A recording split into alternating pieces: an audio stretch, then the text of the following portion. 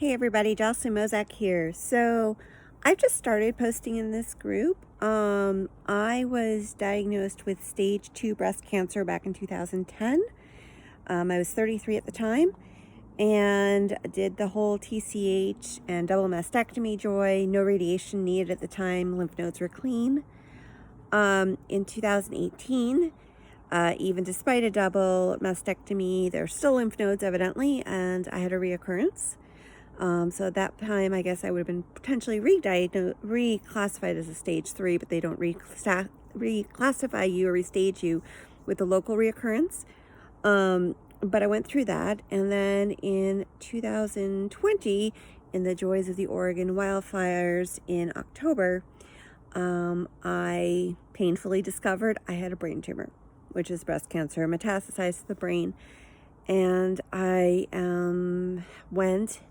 going through the transition of being in the earlier stages where they're like, we fight this, you're miserable for 6 months to a year and you fight this and you beat it and you win and you go back to living, to, I got bad news for you. And so it's like the first one, I got my port in, conquered cancer, got my port out. Then I got another port in, conquered cancer, and got a port out. And I have a third port in, and this third port's not coming out. And I guess I'm sharing tonight because I need somewhere to talk with people who understand. God knows I'm sick of listening to myself in my own head, and I hate being a burden to those around me that love me. And so I got diagnosed about 6 months ago with stage 4, was when, the diagnosis leveled up. And I had brain surgery, and they were able to resect all of the brain cancer. And then I had SRT, which is like laser focused radiation. It's kind of like gamma knife, a little different, but it's not whole brain radiation. And so as of my last scans a couple months ago, I was NED. So I should be jumping for joy. No evidence of disease. But as we all know with cancer, by the time, the first time you're cocky, and the second time maybe, and by the third time, you've got a little bit of healthy respect for this disease. So I kind of don't trust the fact that I'm clean as far as I can throw it at this point. And for drugs, I've had TCH and then TCHP in the past. I'm estrogen, progesterone negative, Herceptin positive. And they put me on Herceptin for basically body protection for HER2 positive, tucatinib, brain protection for HER2 positive, and then there's one more, Xeloda, which does go to the brain also, which is for kind of a pill chemo. And I've had the fun questions of a nurse at, oncology asking me, so how many, infusions do you have left? And it's like, till I die. So I'm still in that bitter phase because, right, it's hard.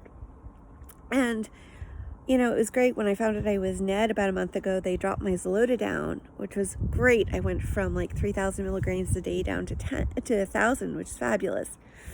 But then my liver started acting up, and my liver, which is supposed to be in the range of like 0 to 40, topped out at 344 before my oncologist said, stop the process, hold everything, no herbs, no chemo, no immunotherapy, nothing until we get your liver in check. So right now I'm off the drugs that I don't want to be on, but I'm on them for a fucking reason, right? And I'm still freaking tired. That was my post earlier. Like, I tried not to nap today, and I'm feeling like an overtired toddler tonight. But I don't want to sleep through my damn life. I just want my life back. And being Ned, theoretically, I could be the unicorn, right? I could live 10, 20 years. We all could, right? But I can't seem to make it a freaking month without something acting up. Whether it be like, yay, the Xeloda goes down. Oh, now your liver's acting up. And what's going to happen? I'm going to go for like a echocardiogram, and we're going to find out the Herceptin's hurting my heart, or they're going to drop down these drugs because of my liver, but then the cancer is going to come back. Like, I don't want this to consume my life, and I don't want to feel like I'm worrying about dying all the time, and I'm flipping 44 years old. I want to be able to believe I can live 5 years, I can live 10 years. But I can't even get a goddamn month of peace and quiet from this disease. So it's hard. It's so damn hard. And that's where I am tonight. I'm in the mess. I'm in the hard. I'm in the feeling sorry for myself. But I'm not stuck there. I can see the beautiful blue sky.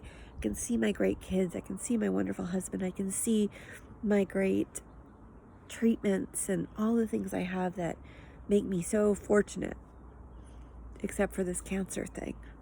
And I'm blessed in the crap, and I'm grateful in the crap, but I could do without the crap.